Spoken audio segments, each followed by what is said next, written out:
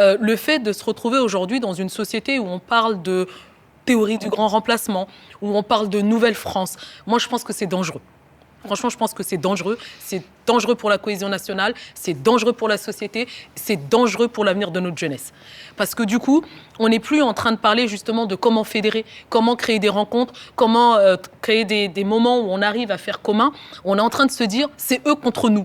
Et je trouve que sur les municipales, c'est clairement comme ça que les choses ont été perçues, qu'elles ont été défendues et qu'elles ont été vécues. Pardon, mais est-ce que ce n'est pas un discours qui fait recette d'un point de vue électoral, tout simplement? Sur et par ailleurs, à la Nouvelle-France, je pense qu'elle s'oppose aussi à la vraie France, le discours sur la vraie France du côté du Rassemblement national qu'on entend aussi sur le court terme. Ça a peut-être fonctionné là, sur des one-shots, j'ai envie de dire, mais est-ce que ça va fonctionner sur le long terme? J'en suis pas certaine, moi.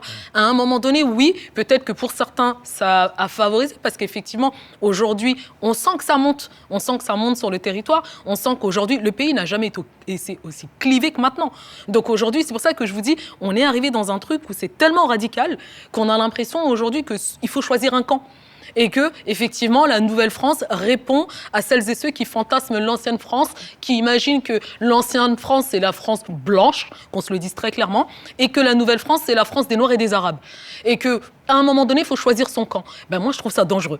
Je trouve ça vraiment dangereux pour la cohésion nationale. Je trouve ça dangereux pour l'avenir de nos enfants.